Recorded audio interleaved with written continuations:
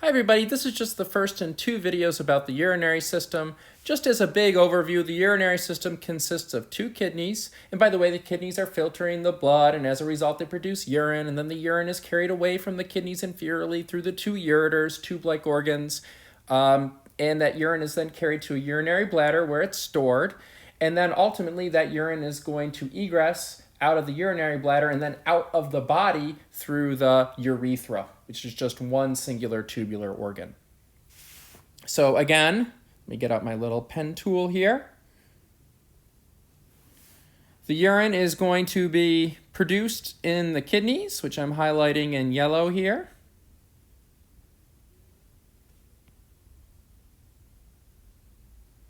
As a byproduct of filtering the blood.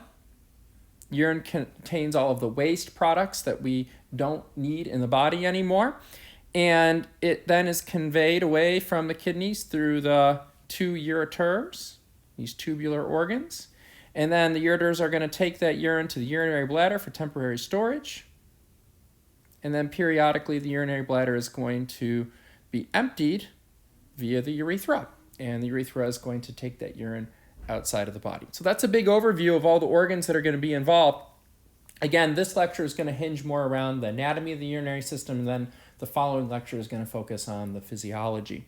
So it's all of these organs eventually that we're going to cover as we go through our little foray into the urinary system. So let's talk about some big picture functions of the urinary system before we get into some more detailed discussion of anatomical features. And I'm going to switch back to my green marker now. So, as we said before, the purpose of the kidneys specifically is to filter the blood, and the kidneys filter a tremendous amount of blood, 180 liters of fluid daily. Imagine that. Think about a 2-liter bottle of soda and then multiply that times 90. All of that fluid is going through your kidneys within a 24-hour period, which is absolutely remarkable. In the process of this, we are actually removing things from the blood that we don't want anymore. For example, waste products of metabolism like urea and uric acid. We'll talk more about those coming up. And then also drugs and toxins as well. Now, in the process of this, we're not only just filtering the blood, but we're also regulating blood osmolality. Osmolality is an important term to understand. Osmolality, it's a big term. It's kind of an abstract sounding term. It's not a word that we use every day, but all it means is just the concentration of solutes within the blood. So the concentration of all the solutes within the blood when you add up all the concentrations of all the specific things that you might find within the blood. So it's kind of a measure of total concentration of stuff dissolved within the blood. The kidneys are also going to be regulating blood ions, for example, like sodium and chloride and potassium, etc. We'll talk more about that in the second lecture. And then also regulating blood pH. So a lot of people think about the kidneys as being these organs that filter. That's fine. That's more of the middle school definition of the kidneys. Now, we want you to be able to regurgitate all of these 5 points right in a row without any hesitation. All right? Yeah, not only do they filter a lot of fluid, namely our blood, right, during a 24-hour span. And in the process of that, they're removing wastes of metabolism and drugs and toxins. They're also regulating our blood osmolality, or the total concentration of stuff dissolved within our blood. And then they're also regulating ions such as sodium, potassium, chloride, etc., and then regulating our blood pH. So they're doing a lot more than just filtering, and we want you to be able to expound on that. Now, another function of the kidneys is to produce the hormone erythropoietin. Now, we talked about this when we covered the endocrine system.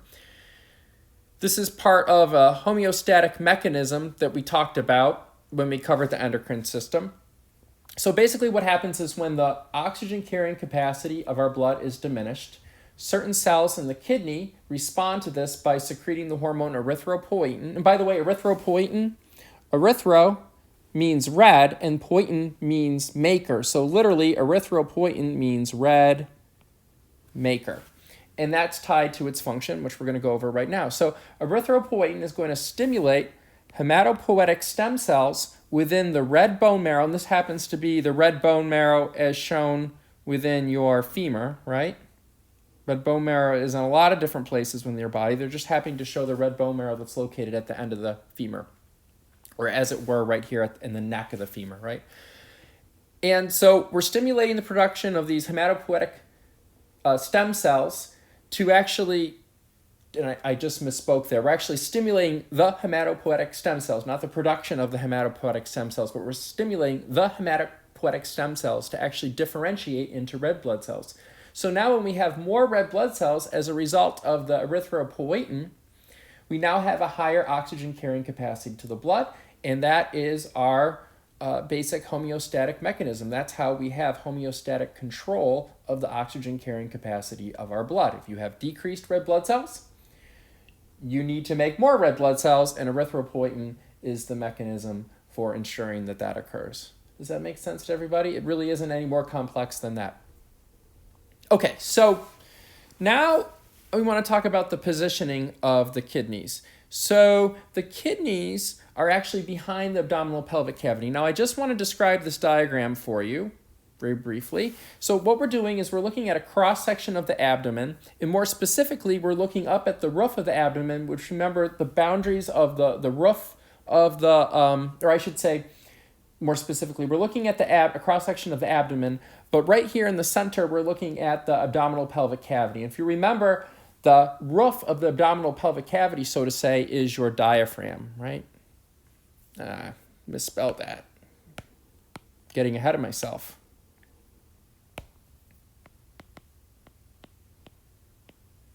Diaphragm, right? Or it looks like diaphragm, pronounced diaphragm. So we're looking at the roof of the abdominal pelvic cavity right here in the center. That's the diaphragm. And if you remember, the abdominal pelvic cavity is contained within this outer membrane known as the parietal peritoneum. So I'm going to highlight the parietal peritoneum for you right now. This is the serous membrane that basically establishes the outer boundaries of our abdominal pelvic cavity. And then the parietal peritoneum is going to fold in on itself at certain places to enshroud and contain the visceral organs suspended within the abdominal pelvic cavity. So again, in green right here, we have the parietal peritoneum.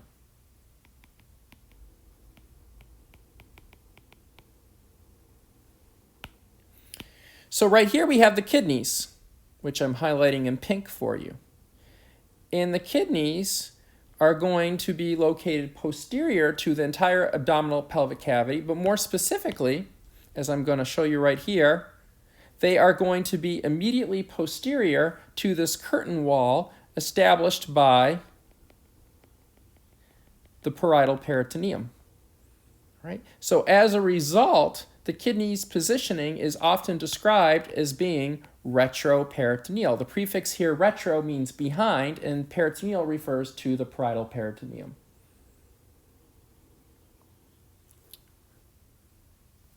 Okay, so now we're looking at a posterior-anterior view of the kidneys. The left kidney is always going to be a little bit more superior than the right kidney. And we're looking at the kidneys from the posterior aspect right here, and you can see how our floating ribs, rib pairs 11 and 12, are protecting both of the kidneys, but the left kidney is going to be just a little bit higher than the right kidney. So why is this? During development, the liver, which is an enormous gland, largest gland in the body, actually pushes down on the right kidney as it develops. And as a result, henceforth, from that point on, the right kidney is always going to be a little bit lower. Another way to think about it is the left kidney is always going to be a little bit higher. Now we're looking at an anterior view of your right kidney right here. And so the kidney is roughly a bean-shaped organ. Its length is usually about 11 centimeters, width 6 centimeters, and thickness 3 centimeters. You don't have to commit those numbers to memory, but there they are. There's blanks in your handout, so those are the numbers we want you to put in there. We just want you to have kind of like a gut sense of how big these organs really are. That's why we give you these dimensions. Now, like all bean-shaped organs, the indented part of the bean-shaped organ in the kidney is referred to as the hilum. So we talked about the hilum of the lung, right? Otherwise known as the root of the lung last time. So the kidney has a hilum too. It's this medially facing indented region. Like the root of the lung, it's also the location where all the blood vessels are connecting. Not only that, but we also have nerves and lymphatic vessels connecting here as well. So it's a very general region. You know, it's like one of these regions where we're not going to give you distinct boundaries of where it begins and ends. It's like saying, well, where does Snyder begin and end? Who cares? You know you're in Snyder when you're in Snyder, right? Do you have to know exactly what streets are at the boundaries of this particular geographic location to know that you're there? No, you don't. All right. So it's not something to worry too much about. It's just this indented medially indented region where the blood vessels, lymphatics, and nerves are entering and exiting the kidney. Now, this is another one of these cross sections, except that we're just looking at one single kidney. So let me highlight some more structures here. I guess we're already on green, which is good. So I'm highlighting this vertebra right here. So we're looking basically at a cross section of one right kidney. And you can see the medially indented region, the hilum, right here, right? Somewhat exaggerated, I have to say, on this diagram. But the reason I gave you this diagram is because it shows you the connective tissue sheath surrounding the kidney. This other diagram is from our textbook, and basically you don't see much in the way of the connective tissue sheaths that actually envelop the kidney. This diagram actually came from Moore's Anatomy. It's a textbook that's actually intended for medical students, so it gives you a more specific view of all the connective tissue sheaths that actually envelop the kidneys. Now, the kidneys are extremely important, actually absolutely necessary for terrestrial life. So evolution ensures that extremely important organs are well protected, and that's certainly the case for the kidney. So there's a lot of different connective tissue sheaths that enshroud the kidney to ensure it's secure. I'm trying to think of the right word to say that, to think about or to ensure its, let's just say, security within the retroperitoneal space, and also protect it from any type of external trauma which that region may encounter. So the first layer is the most superficial layer we want to go over, and I'm going to highlight that for you now. Let's choose a different color. Let's do blue. So this outermost connective tissue layer, which is composed of dense fibrous connective tissue, is known as the renal fascia.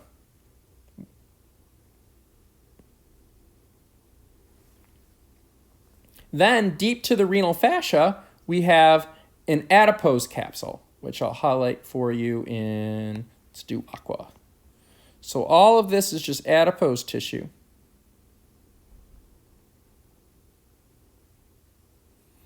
Known as the adipose capsule.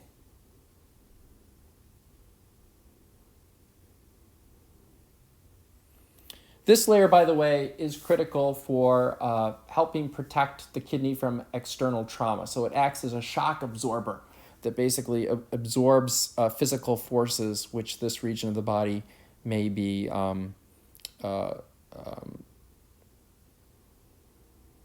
exposed to.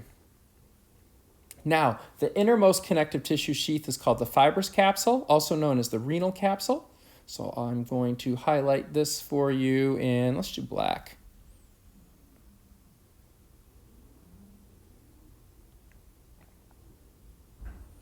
This is also composed of dense fibrous connective tissue.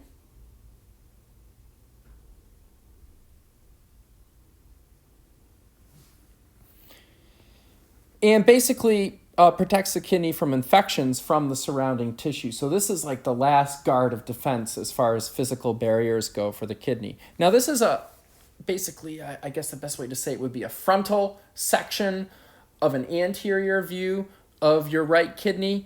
And so you can see a little bit of this outer protective rind that surrounds the kidney called the fibrous capsule. So I think I'll highlight that in for you with the fuchsia highlighter.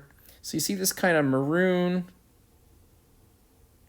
outer layer, and you can see that, appreciate that in the kidney models as well. So you'll see that in our pictorial guides to our lab models. This outer maroon layer of the kidneys represents this fibrous capsule or renal capsule. Okay, so now what I wanted to do is go over some anatomical structures within each kidney. So again, this is just an anterior frontal section of a right kidney. The outer region of the kidney is known as the cortex. All right, it's the most superficial region. It has a lighter color to it, and it's somewhat granular, which means that when you look at it closer, I'm sorry, I went ahead accidentally. No, I want to go backwards. Okay, there we go. So by granular, we mean if we look very closely, it almost has kind of like a stippled appearance. There's lots of different little colored dots, and that comes about by the complex microscopic structures that you see within this region, which we're going to go over towards the end of this lecture. All right, that's what we mean when we say granular. It doesn't look all homogeneous. It doesn't look all the same. It's not the same color. So now the innermost layer is known as the medulla, and this covers a lot of territory. So again, this is like a big picture terrain here that we're describing with the term medulla. And by the way, whenever you have these bean-shaped organs within the body, you can always describe the outermost component or outermost layer as the cortex, and then the innermost layer as the medulla. This is a reoccurring theme that we see within anatomy. And in the kidneys, the medulla is going to have generally a darker reddish-brown color compared to the cortex, and it will be more homogeneous. So the medulla is split up into these pyramid-shaped structures, aptly known as the renal pyramids. Now, when you look at a frontal section, they just look like triangles. But if you were to look at them in 3D, if you were to able to precisely cut out each and every of these renal pyramids, you'd see that they actually look like little pyramids, or probably an even better description would be that they look like little cones. So they collectively make up the medulla. Now, the medially facing tips of all of these renal pyramids are known as the papilla. So they are basically the apexes of each of these pyramids. They point towards the hilum. In other words, they point medially. And they're all highlighted in aqua there for you. At the opposite end of the renal pyramids are the bases. These are the broad ends of the pyramids, and they generally face more laterally. Or a better way to say it even is that they face towards the cortex.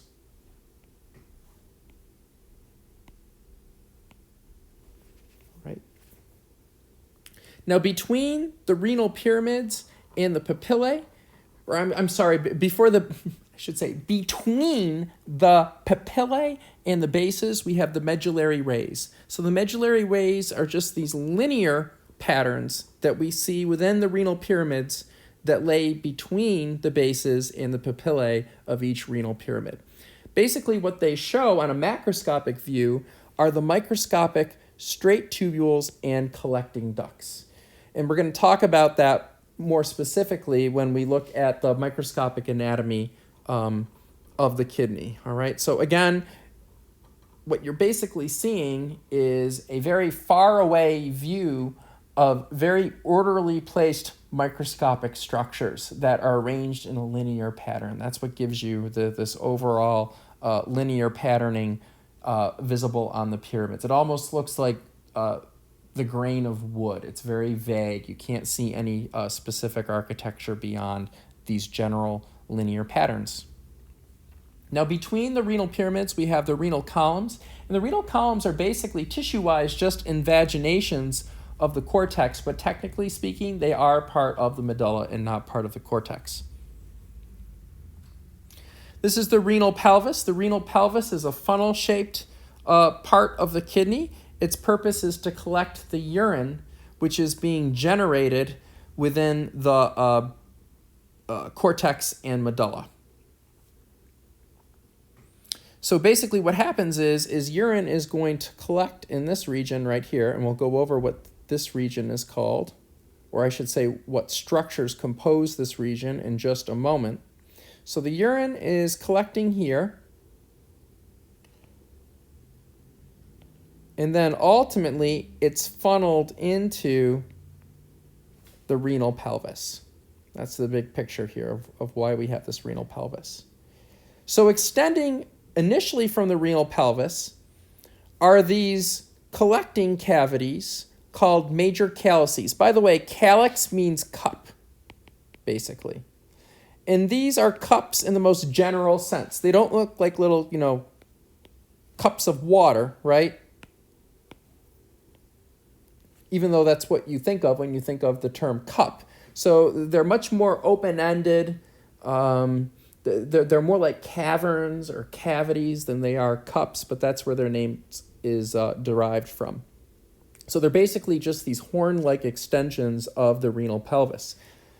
However, connecting to the major calluses are the minor calluses, which actually do look like little cups. So let me draw in the minor calluses for you, outline them for you. So here's a minor calyx right here. Here's a minor calyx right here. Here's a minor calyx right here. Here's a minor calyx right here.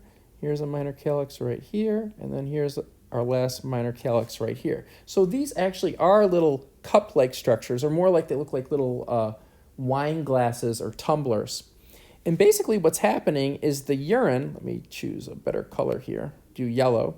The urine, which is being generated in the cortex in the medulla, ends up exiting at the papillae of each pyramid, or I should say more specifically, more grammatically correct, the papilla of each pyramid, and then enters each of these minor calluses. The urine then spills into the major calluses, from the minor calluses, and then from the major calluses into the renal pelvis. And then ultimately from the renal pelvis into the ureter, which we'll cover coming up shortly. So again, let me just label it for you. This right here is our ureter, which is ultimately going to take the kidney away from the kidney. It's ultimately going to take the urine away from the kidney. So again, here's the hierarchy of these structures. The urine first enters the renal papilla, or I'm sorry, scratch that. I'm on autopilot here when I see this slide. The urine first enters the minor calyx via the renal papilla. So the urine is basically exiting the renal papilla like water exiting a shower head. All right, you can imagine the urine is emptying out of that renal papilla like water emptying out of a shower head. It collects in the minor calyx. Then the urine exits the minor calyces into the 2 to 3 major calyces, and then it goes to the renal pelvis.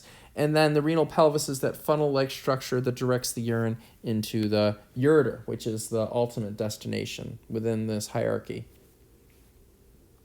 Then what happens, as we talked about before, let me get out my yellow highlighter. The urine then travels down each ureter, where it is temporarily stored in the urinary bladder, and then periodically the urine is let out of the urinary bladder through the urethra, which then takes the urine to the exterior of the body.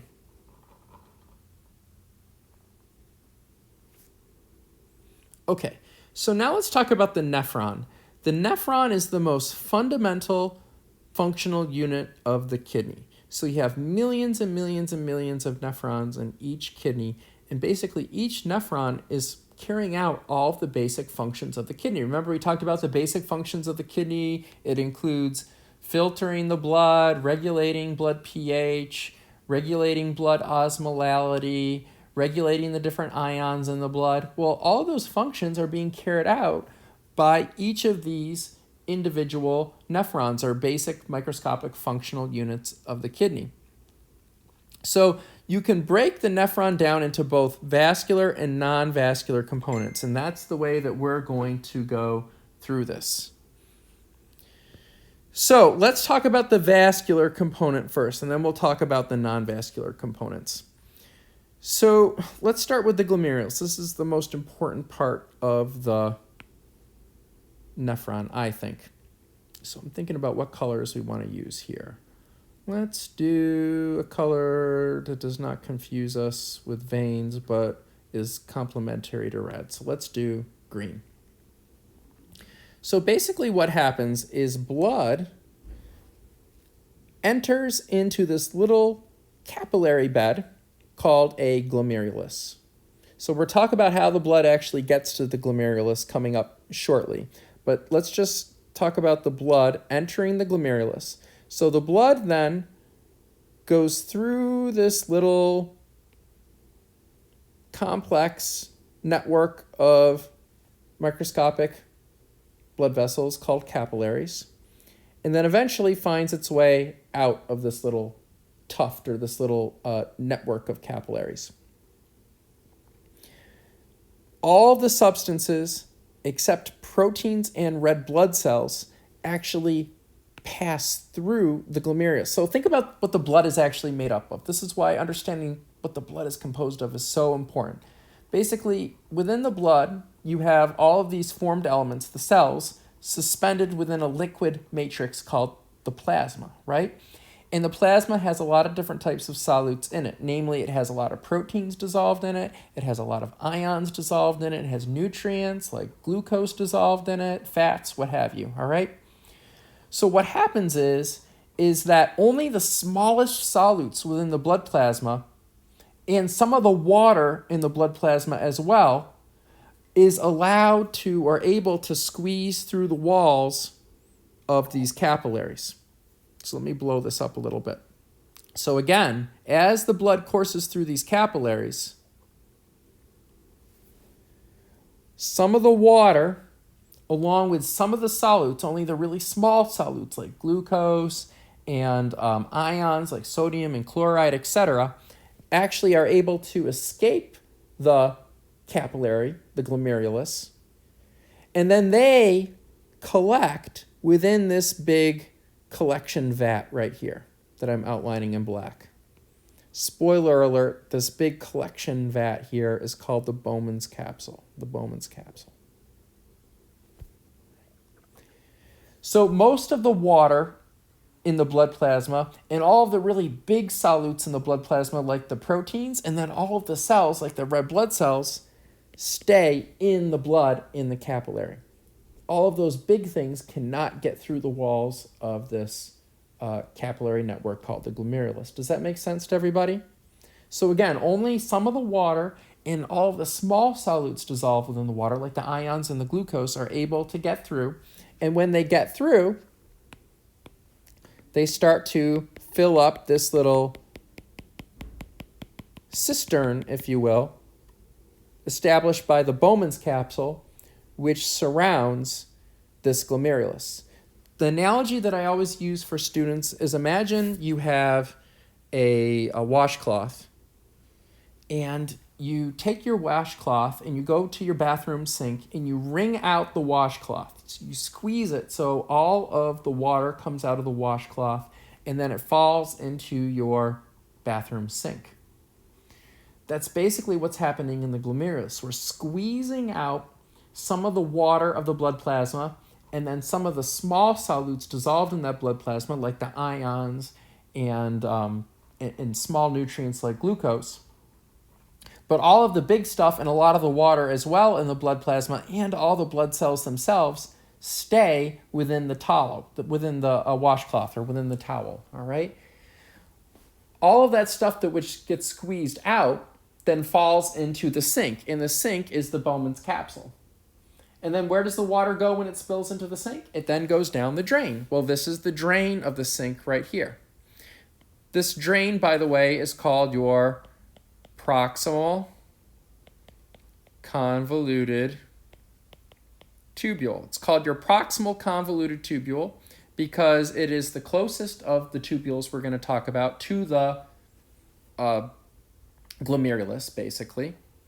And we call it convoluted because it's convoluted, meaning it's twisted.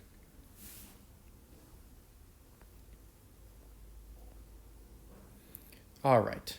So again, that's a very, very important concept. I want to make sure you really understand that. So basically, this whole process that we talked about where we're squeezing some of the water out of the blood and the smallest of the solutes in the blood plasma, like the glucose and ions, and we're letting it collect within the Bowman's capsule, this is the process of filtration. That's filtration. All right, that is filtration. So now let's look at a little closer look at these structures that facilitate filtration. So what we're looking at right here is another view of a glomerulus. So again, the blood is going to come in through this little blood vessel. It's an arteriole we'll talk about coming up shortly. means it's a little tiny artery. And through this little arteriole, the blood enters the glomerulus and it goes around and around and around through this little network of capillaries. And then eventually it ends up going out through this exiting arteriole. Now what happens is surrounding these capillaries, we have cells called podocytes. And podo, the prefix here on site, and by the way, site, means cell, right? This means cell. The prefix podo means foot. So literally, podocyte translates to foot cells. These are little foot cells. They're called foot cells because if you look very carefully, they have little processes which to the anatomists who originally named them thought that they looked like little feet. All right, so these little foot processes or feet-like processes of the podocytes is where their names are derived from. Now, these little foot-like processes are actually interdigitated with one another, which means they come in very, very close contact to one another. So the foot processes of one cell are kind of meshed together with the foot processes of an adjacent cell. As a result, we have a very, very, very thin space between these adjacent cells.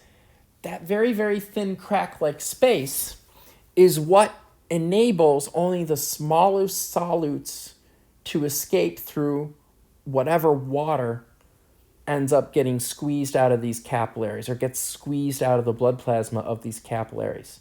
So basically what we have on a cellular level is a colander. You guys know what a colander is? A colander is that little mesh-like bowl that you pour your pasta water and pasta into to separate the water from the pasta. So the pasta stays in the colander and the water goes through, right? So basically what happens here, it's the same thing. All of the big stuff in the blood stays in the blood within the capillary, and all of the little stuff is able to fall through these cracks between the adjacent podocytes. Now the podocytes are actually on the same continuum as the cells that make up the outer boundaries of the Bowman's capsule. So remember, the Bowman's capsule is like the bathroom sink, right? That's actually collecting all of this fluid that we're squeezing out of the capillary. That is some of the water in the blood and then some of the small solutes dissolved within that water. So let me outline the boundaries of the Bowman's capsule for you once more. So the Bowman's capsule is established by just one layer of squamous-shaped epithelial cells, which I'm outlining for you right here. This is the outermost layer of the Bowman's capsule. So it's referred to as the parietal layer. Remember, this term parietal always refers to the outermost of any type of system of layers where you have an inner layer and an outer layer.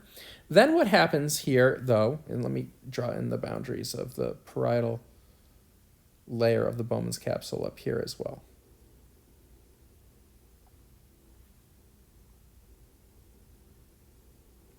Then what happens is right where the beginning of the glomerulus occurs, we see an infolding of the parietal layer, and then the parietal layer then gives rise to these podocytes which cling to the outer surface of these capillaries. So in effect, these podocytes, while they have a very distinctive shape to them, are actually just on the same continuum as the cells of the parietal layer of the Bowman's capsule. So those podocytes are actually kind of part of the Bowman's capsule.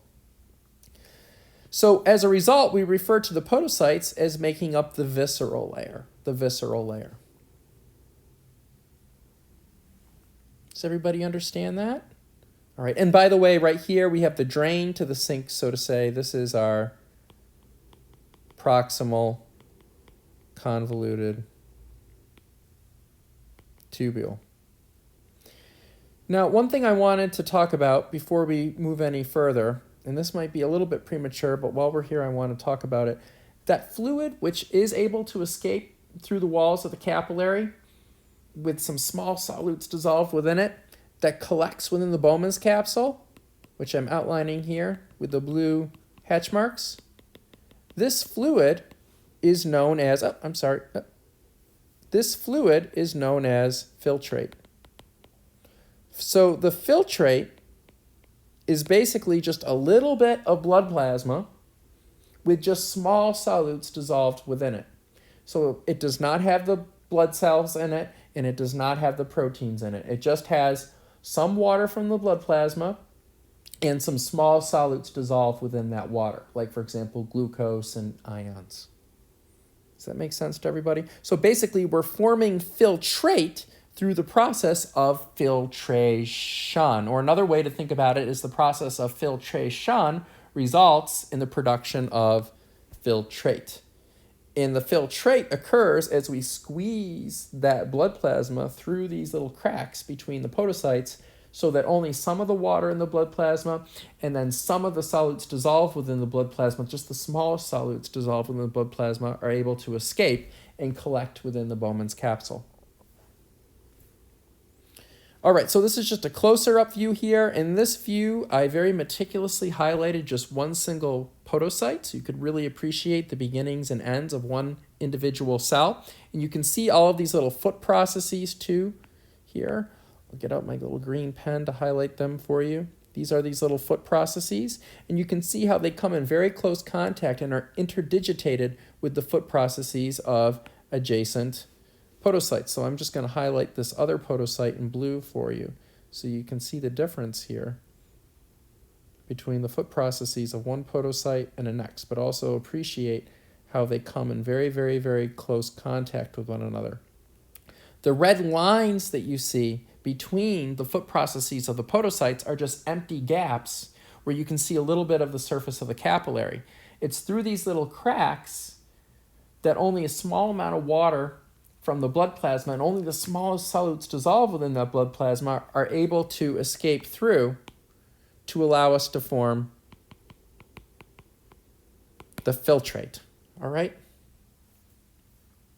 Now, in reality, if you were to look at these foot processes on a microscopic level, you would see further very, very elaborate proteins spanning the gap between adjacent foot processes, which creates another level of filter that facilitates this exquisitely precise process of filtration. So you might be thinking to yourself, well, Matt, those gaps look pretty big to me. How is it that we're able to prevent proteins from spilling through there? Well, the more precise answer is we have these very, very elaborate proteins that span these regions, which further enable us to ensure that the proteins stay within the capillary. In fact, what happens is we have very negative charges to these proteins, and those negative charges repel the proteins because proteins on the whole tend to have negative charges. And you guys all know that the same charges will always repel one another. Negative charges will repel other negative charges. Okay. And then the filtrate is going to enter the capsular space. The capsular space is just this empty vat-like region established by the Bowman's capsule. Okay, so here's a very important term to know. A lot of people, for whatever reason, never really learn what this term really is. It's one of these combo terms, so it actually encompasses two different structures. The renal corpuscle is a term that encompasses both the glomerulus. So, for example, right here is the glomerulus, this capillary network we just talked about, and the Bowman's capsule. So the combination of the capillary network, the glomerulus, and the Bowman's capsule makes up the collective structure or composite structure that we know as the renal corpuscle. And by the way, corpuscle, the root word in corpuscle is corpus, which means body. In corpuscle, the ending here just means that it's small. So it just means that it's a small body. It's a combination of the Bowman's capsule and the glomerulus. Okay, so that's good. All right, so now let's talk about the renal tubule. This is the non-vascular component of the nephron. And really, more precisely speaking, the Bowman's capsule is also a non-vascular component, but it is intimately related to the vascular component, which is the glomerulus. So now let's talk about the renal tubule. The renal tubule is this long tube extending from the glomerular capsule to the collecting duct. So let me outline the collecting duct for you in black. Here we have the collecting duct. So the collecting duct is the ultimate destination for this filtrate. Remember we said the filtrate is collecting within the Bowman's capsule, within that capsular space within the Bowman's capsule, and then we run the filtrate through this system of tubes, collectively known as the renal tubule. And these different tubes have different subset areas which have different names. And then eventually the filtrate makes it to the end of this renal tubule and it's deposited into the collecting duct.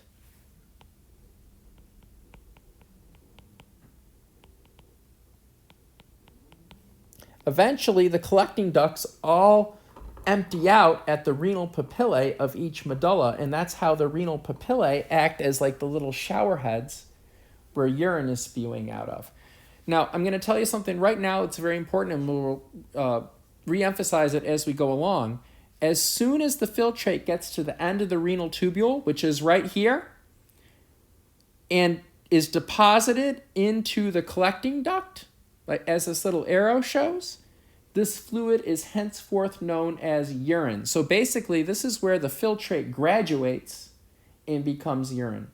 So where do we actually get the urine from, technically speaking? The urine comes from the filtrate, which is officially known as urine once it leaves the renal tubule and enters the collecting duct. All right?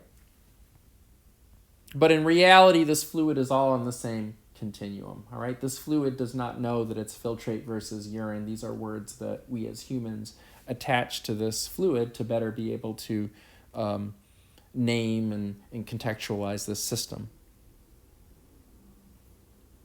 So here in lime green, I have the entirety of the renal tubule highlighted for you. Now we're going to talk about its different components. So as I talked to you about this before, the first part of the renal tubule is called the proximal convoluted tubule. We call it the proximal convoluted tubule first because the proximal refers to the fact that it is the closest tubule to the glomerulus. We call it convoluted because it's convoluted, which means it's squiggly. That's all. The next part of the renal tubule is the nephron loop. It's called a loop because it's shaped like a loop. We call it the nephron loop because it is part of the nephron, the basic functional unit of the kidney. The old name for it is the loop of Henle, and you may still refer to it as that, but the textbook is trying to get away from naming things after dead 18th century anatomists, all right? So either way is fine, though. If you want to call it the loop of Henle, that's fine. If you want to call it the nephron loop, even better. So the nephron loop can be broken up into two different components. We have the initial part of the nephron loop called the descending limb, and it's called the descending limb because the filtrate is actually going to travel inferiorly as it travels through it. Let me zoom out here. For some reason, it's not letting me move forward here. I'm just going to get out of this and get back in.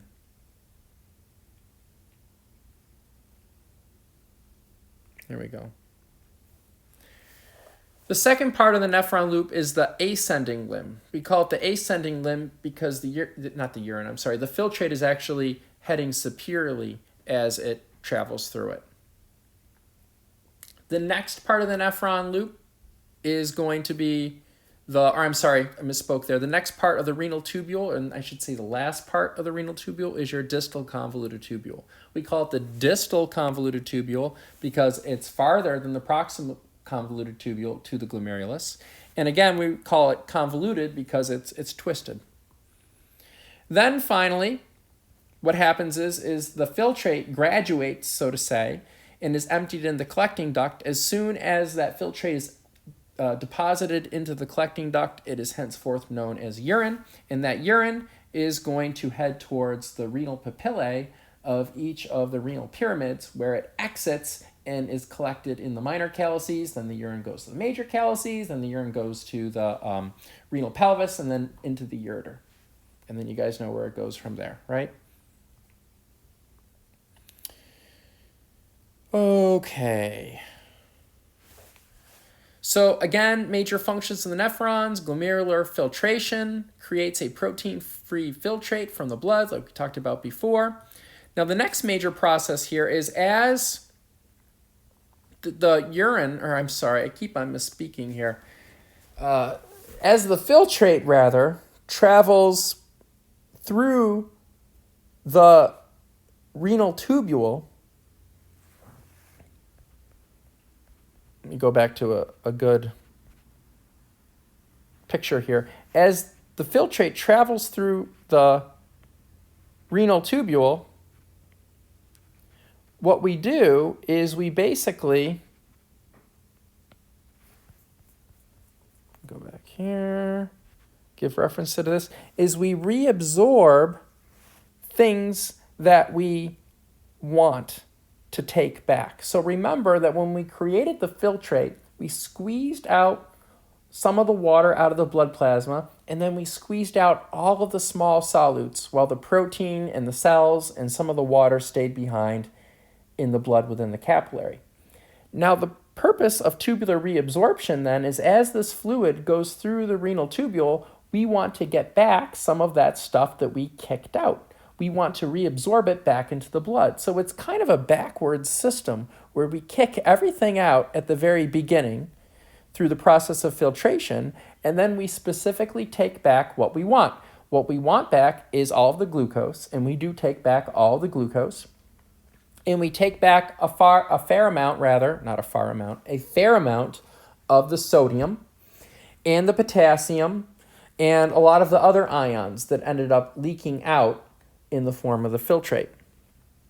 Now, in addition to that, the cells lining these renal tubules are also kicking out some substances for the very first time. Some of these substances were not kicked out through the process of filtration, but we still want them out of the body. So we use this as a handy opportunity to get rid of some of the things we don't want. A lot of times, these are like toxins or metabolites of drugs. This is where we're going to use this opportunity where we have all of this filtrate flowing by these cells of the renal tubule, and this filtrate is headed towards the collecting duct as urine. We might as well use this as an opportunity to get rid of the things we don't want in our body. All right, so again, these cells lining these renal tubules are on a reconnaissance mission to take back the glucose and a lot of the ions that we want to take back into our blood, but they're also on a mission to get rid of some of the things from our body that we don't want. For example, they're going to get rid of excess protons, all right, as a means to balancing pH within our blood. They're going to get rid of metabolites of certain drugs. They're going to eliminate certain toxins from the body, all right? So that's tubular secretion. All right, so now we're going to go back to some anatomy. So there's two basic types of nephrons that we have. We have cortical nephrons, which as the name suggests, they hang out in the cortex of the kidney. So this includes 85% of all nephrons. And this is a cortical nephron right here that we're showing in this diagram. So they're all contained within the glomerulus, or the outer zone. So the outer zone of the kidney is the cortex, right? So the cortical nephrons all hang out there. And you rarely see any penetration of these types of nephrons into the medulla. Sometimes you might see them a little bit go down into the medulla. And by the way, the dividing line right here is right here. So everything from here to here and onwards is going to be cortex. And then everything down here is going to be medulla. Most of these nephrons are contained within the cortex. Sometimes you might see little tiny mini loops of Henle descend down into the medulla.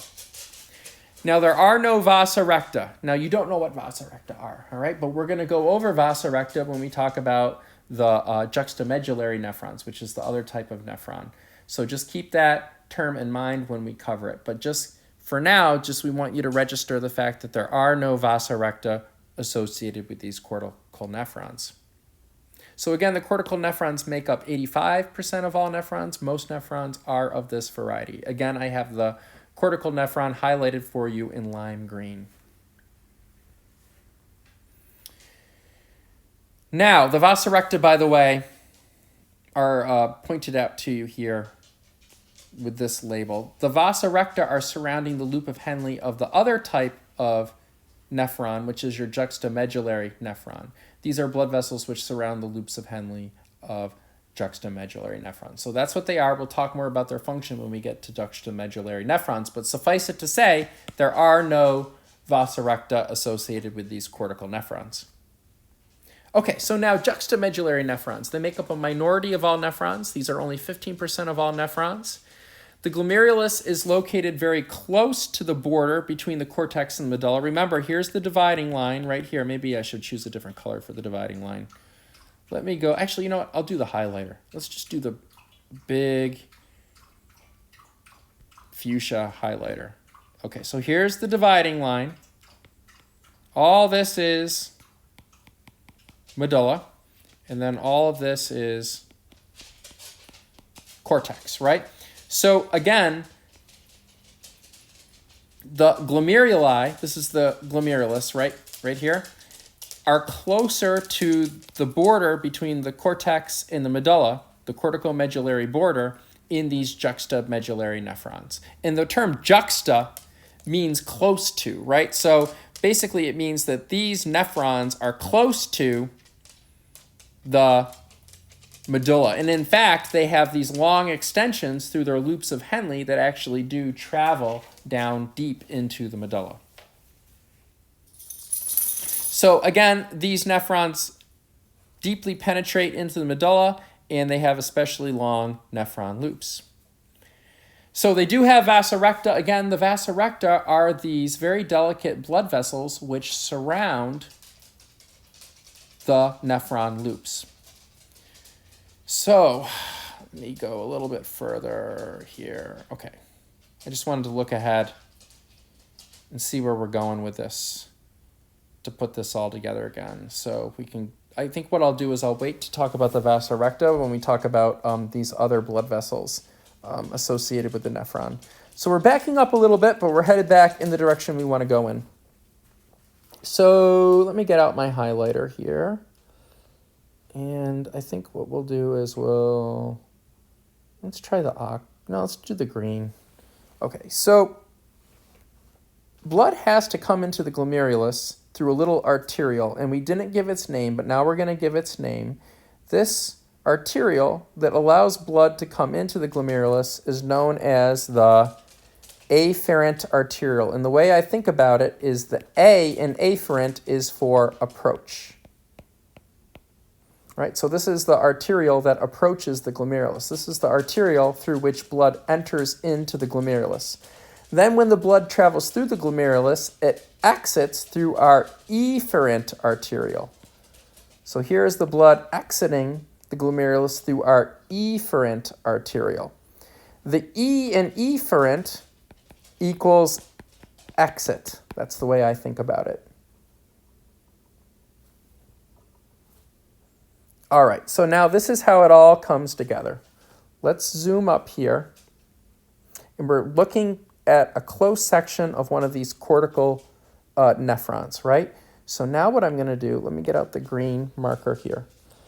And right here what I'm showing you, coming off this main artery, is one of these afferent arterioles, or approaching arterioles, and I'm coloring it in. So the blood is coming in to approach the glomerulus through the afferent arteriole, and now the blood is going to go through the glomerulus, going through this little tangled network of capillaries, and then the blood is going to exit the glomerulus via the efferent arteriole.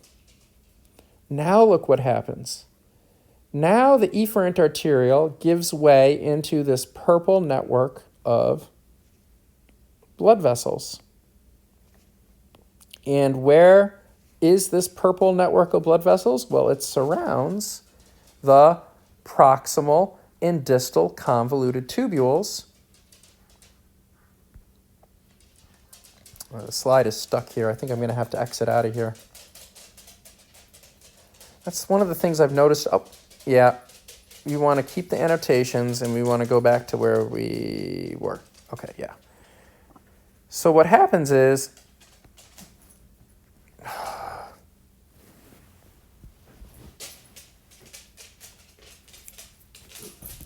just go back from the beginning. I'm still learning how to control these PowerPoints using the swipe maneuvers.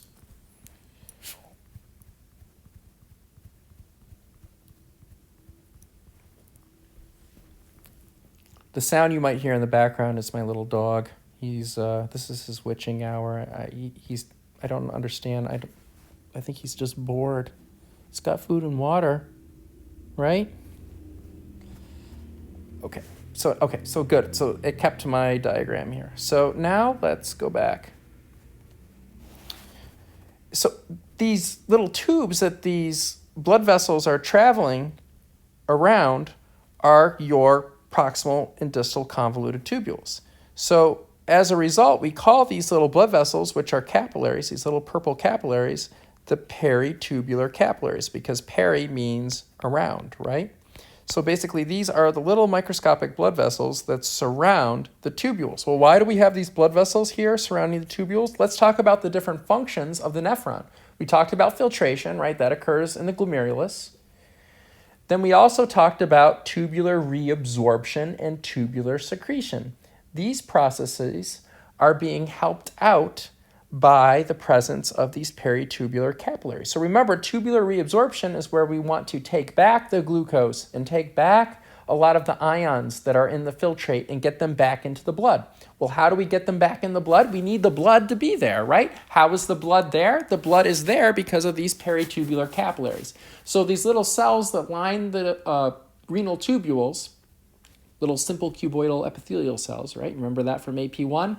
They're taking back the sodium and ions that we need, and they're taking back the nutrients like glucose that we need, and then they end up depositing those substances at their basolateral side, and they eventually end up collecting into these peritubular capillaries so that they can be taken back into different parts of the body eventually. Does that make sense to everybody? So again, we want stuff in the filtrate to get back into the blood. We need the blood to be there. This is how the blood is there. In addition, remember, tubular secretion is where we're using this as a handy opportunity to get things out of the blood that we don't want, like excess protons, if the blood is too acidic, toxins and metabolites of drugs that we don't want in the blood. So what happens is those same cuboidal epithelial cells lining the renal tubules extract those substances from our blood and put it into the filtrate. In order to do that, we need the blood to be there. How is the blood there? Because of these peritubular capillaries, right? So eventually what happens is, this thing is stuck again.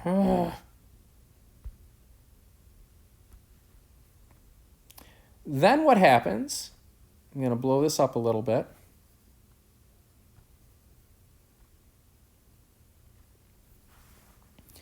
The blood in the peritubular capillaries exits and goes back to these veins, which are parallel to the arteries that initially deliver blood to the afferent arterioles. So basically, these peritubular capillaries then drain into veins, which ultimately will take the blood away from this region and trying to combine two terms, ultimately and out of the kidney for good. Does that make sense to everybody? So we're trying to give you a kind of a big picture context of how these blood vessels are all kind of hooked up together. So now what we want to do is focus on the Vasa Recta. The Vasa Recta are basically the same thing as the peritubular capillaries, except that they're surrounding these long loops of Henle of the juxtamedullary nephrons. So again, let's go back to the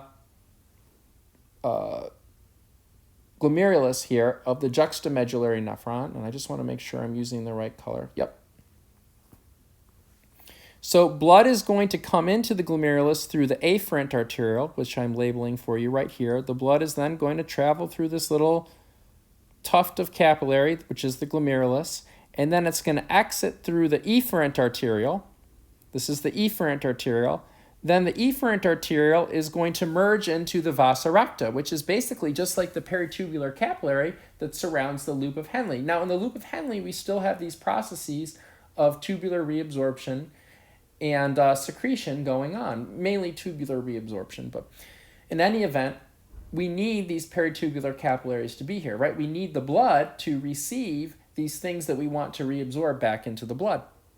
So what happens is eventually the blood exits these peritubular capillaries back into these same veins, which travel parallel to the arteries that originally brought the blood into the afferent arterioles. And then these veins will ultimately take that blood out of the kidneys.